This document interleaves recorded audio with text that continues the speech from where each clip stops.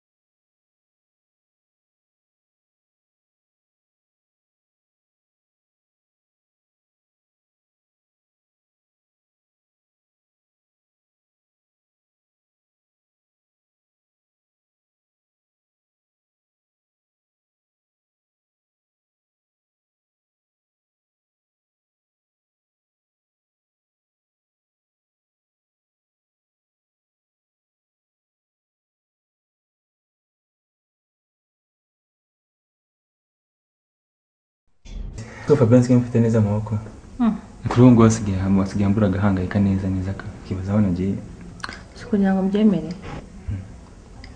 n'umuteka kwica umugabo we wiki kwica amanzi no kwica si birimo cyangwa usigaye gukunda nawe oya nzi ko ariyo nemera iminsi ishize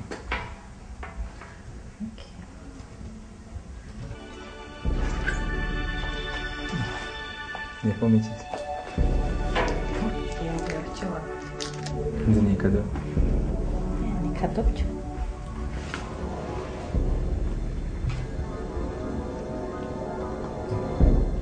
Ngo buri sérieux se? Kandi ntihazagire umenya ko turi inyuma y'ibi bintu byose. Ahise. Kubyerekeranye n'urukundo rwanjye nawe ibyo bitekerezaho iki? Webanza urangize tiro. Ibindi bizazanye. Sibyo?